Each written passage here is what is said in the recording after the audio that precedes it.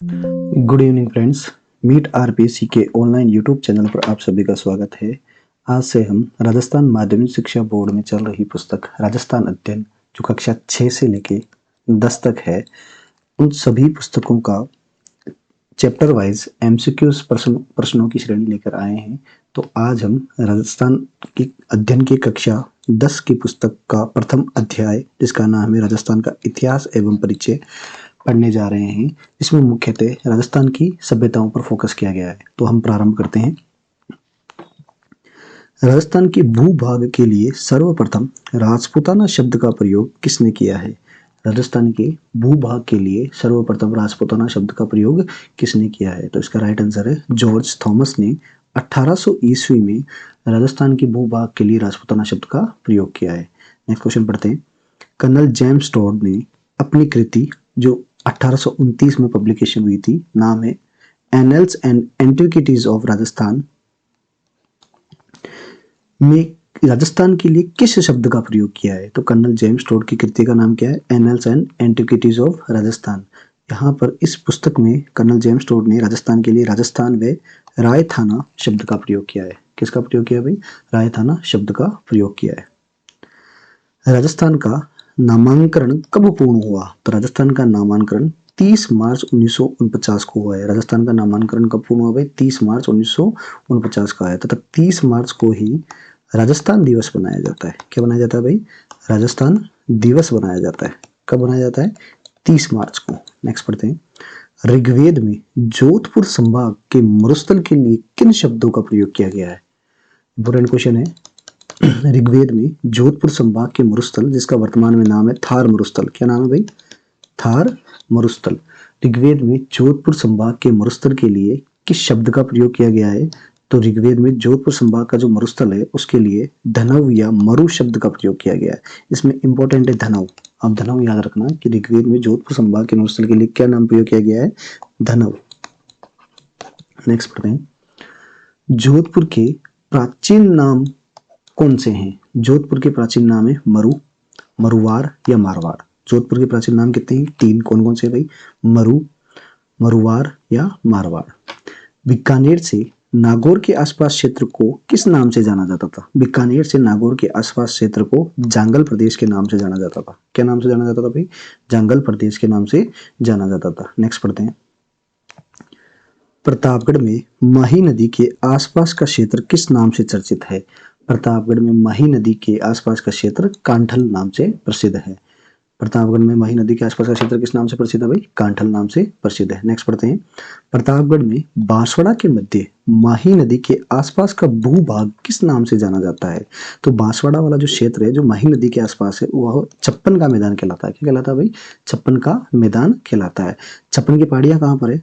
छप्पन की पहाड़ियां। कमेंट में आंसर दीजिएगा। छप्पन की पहाड़ियां कहाँ पर है? इसका आंसर किस में देना है आपको? कमेंट बॉक्स में देना है। नेक्स्ट पढ़ते हैं। भैंसरोडगढ़ से बिजोलिया के मध्य का पठारी भाग किस नाम से जाना जाता है?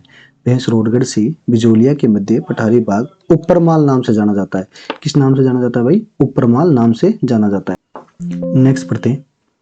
उदयपुर के आसपास की पहाड़ियों से घिरा हुआ भूभाग किस नाम से जाना जाता है? उदयपुर के आसपास की पहाड़ियों से घिरा हुआ भूभाग गिरवा के नाम से जाना जाता है। किस नाम से जाना जाता है? गिरवा के नाम से जाना जाता है। जैसलमेर का प्राचीन नाम क्या मिलता है? जैसलमेर का प्राचीन नाम मांड मिलता है। क्या मिलता है भाई? मांड। डूंगरपुर बांसवाड़ा के मध्य का भाग किस नाम से जाना जाता है? डूंगरपुर व बांसवाड़ा के मध्य का भाग बागड़ के नाम से जाना जाता है। किस नाम से जाना जाता है भाई? बागड़ के नाम से जाना जाता है। वागड़ मतलब डूंगरपुर। वागड़ का मतलब क्या है? डूंगरपुर। और बागड़ पूछ ले हो तो डूंगरपुर व बांसवाड़ा दोनों। डूंगरपुर व बांसवाड़ा दोनों। कोटा से बूंदी का क्षेत्र किस नाम से जाना जाता है? हाड़ौती। कोटा से बूंदी का क्षेत्र किस नाम से जाना जाता है? हाड़ौती। सिक्कर, झुंझुनू, चूरू, शेखावाटी। सिक्कर, झुंझुनू, चूरू, शेखावाटी। जिस काल में मानव लेखन कला से अपरिचितता वह क्या कहलाता है? जिस काल में मानव लेखन कला से अपरिचितता उसका नाम है पाक युग। क्या नाम है भाई? पाक युग। आरंभ से हड़प्पा पूर्व तक का समय इसमें माना जाता है। आरंभ से हड़प्पा पूर्व तक का समय इसमें माना जाता है। अपठनीय लिखित साक्ष्यों किस काल से प्राप्त होते हैं, मतलब जिनको हम पढ़ नहीं सके लेकिन लिखित साक्ष्य मिले हैं वो किस काल से प्राप्त होते हैं, आग युग से। कौन से मिलते हैं, आग युग से। इसका टाइम पीरियड क्या माना जाता है, हड़प्पा से 600 ईसा पूर्व तक, हड़प्पा से 600 ईसा पूर्व तक। पाका आरंभ से हड़प्पा, हड़प्पा से 600 तक आग युग। कौन सा युग भाई, आग युग। नेक्स्ट पढ़ते हैं, किस काल के बारे में लिखित व स्पष्ट पठनीय साक्ष्य प्राप्त होते हैं, ऐतिहासिक युग। किस काल के बारे में लिखित व स्पष्ट पठनीय साक्ष्य प्राप्त होते हैं, जिनको हम स्पष्ट रूप से लिख सकते हैं, लिखे हुए मिले हैं और जिनको हम स्पष्ट रूप से पढ़ सकते हैं, ऐसे साक्ष्य कौन से काल से मिलते हैं, ऐतिहासिक युग से। नेक्स्ट पढ़ते हैं, भारतीय इतिहास के कालक्रम के आधार पर कितने भागों में बांटा गया, 3 भागों में बांटा गया। कितने भागों में बांटा गया भाई, इसको 3 भागों में। नेक्स्ट पढ़ते हैं, मानव सभ्यता के उद्भव को किस काल से नाम से जाना जाता है, तो इसका जो जो 3 भाग बांटे गए तो उसमें सबसे पहला काल कौन सा है, पाषाण काल, जो जिसमें मानव सभ्यता का उद्भव यानी मानव सभ्यता उत्पन्न होती है, वो कौन सा काल कहलाता है, पाषाण काल। पाषाण काल को कितने भागों में विभक्त किया गया है, पाषाण काल को 3 भागों में विभक्त किया गया, पूर्व, मध्य, उत्तर पाषाण काल। पूर्व, मध्य और उत्तर पाषाण काल। नेक्स्ट पढ़ते हैं, राजस्थान की किस स्थान से सर्वप्रथम पूर्ण पाषाण काल के उपकरण प्राप्त खोजे गए, इंपॉर्टेंट है दोनों, मोस्ट इंपॉर्टेंट है।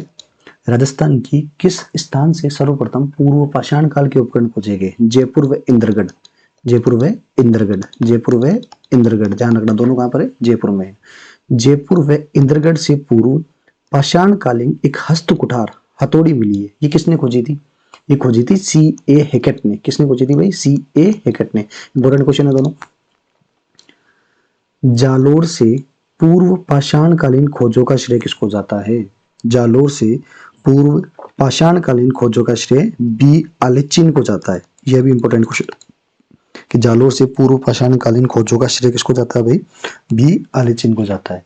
राजस्थान की अधिकांश पूर्व पाषाणकालीन सभ्यता स्थल किन नदियों के किनारे पर स्थित है, तो राजस्थान की अधिकांश पूर्व पाषाणकालीन सभ्यताओं के स्थल चंबल, बनास इसकी सहायक नदियों के आसपास है, मतलब हमारे दक्षिण व पूर्वी राजस्थान वाले क्षेत्र में।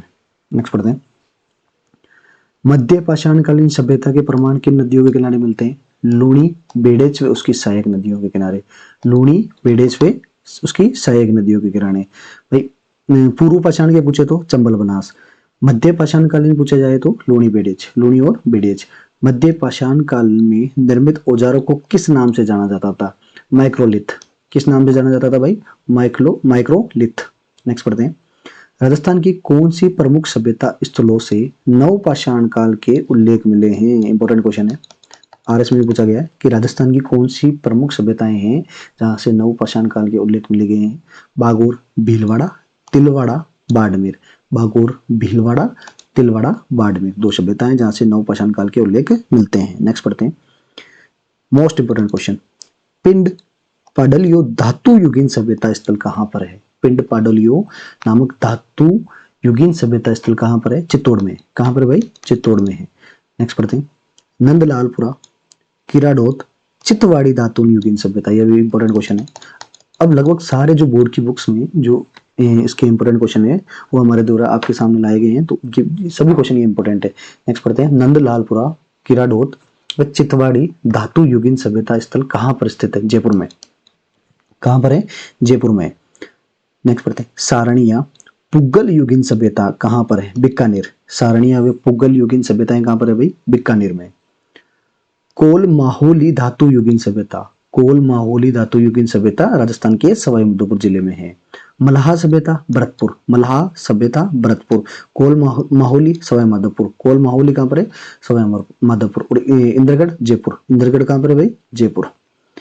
एलान धातु युगीन सभ्यता, एलान धातु युगीन सभ्यता जालोर में है। कहां पर है भाई, जालोर में है। नेक्स्ट पढ़ते हैं, बूढ़ा पुष्कर धातु युगीन सभ्यता राजस्थान के कौन से जिले में है, अजमेर में है। बूढ़ा पुष्कर धातु युगीन सभ्यता राजस्थान कौन से जिले में भाई, अजमेर जिले में है। नेक्स्ट पढ़ते हैं, आहाड़ झाड़ोल धातु युगीन सभ्यता कहां पर है, उदयपुर। आहाड़ व झाड़ोल नामक धातु युगीन सभ्यता कहां पर है भाई, उदयपुर में है। गेनेश्वर धातु युगीन सभ्यता राजस्थान के कौन से जिले में, सिक्कर, ये सिक्कर है। राजस्थान के कौन से जिले में भाई, सिक्कर में है। कौन से में भाई, सिक्कर। गिलूंड धातु युगीन सभ्यता राजस्थान के कौन से जिले में, राजसमंद। गिलूंड कहां पर है, राजसमंद में। कहां पर है भाई, राजसमंद।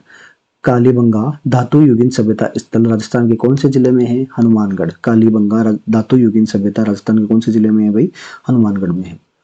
राजस्थान में लोहे कालीन सभ्यताओं के प्रमाण किन स्थानों से प्राप्त हुए हैं? Important question.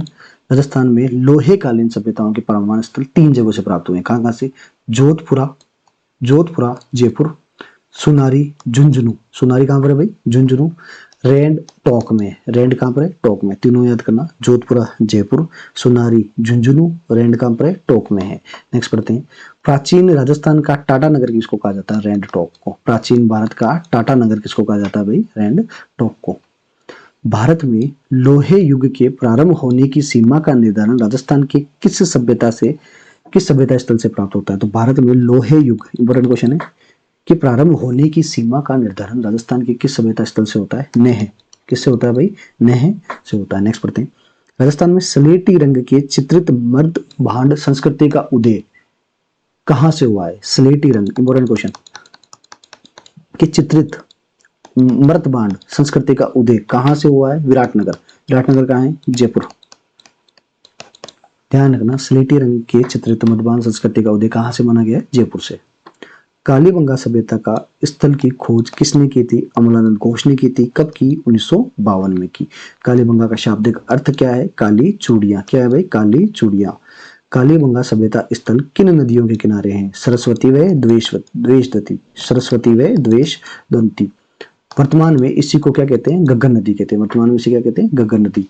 इंपॉर्टेंट क्वेश्चन है, पूछा हुआ कई बार। उत्खनन में कालीबंगा सभ्यता स्थल से कितने स्तर प्राप्त हुए हैं? उत्खनन में कालीबंगा स्थल से 5 स्तर प्राप्त हुए। कितने स्तर प्राप्त हुए? 5 स्तर के आधार पर कालीबंगा सभ्यता स्थलों को कितने भागों में बांटा गया है?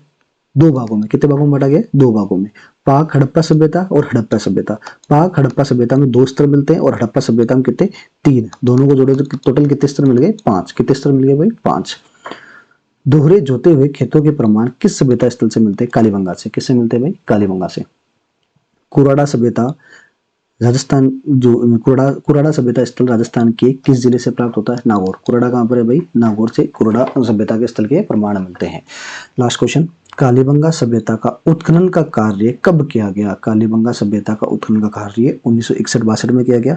बीबी लाल व बीके थापर के द्वारा किया गया। किसके द्वारा किया गया भाई? बीबी लाल व बीके थापर के द्वारा करेंगे। Thank you so much. Channel को सब्सक्राइब कीजिए, लाइक कीजिए एंड शेयर कीजिए, और हमारा टेलीग्राम चैनल मीट आरपीसी के नाम से है, उसे ज्वाइन कीजिए। Thank you so much.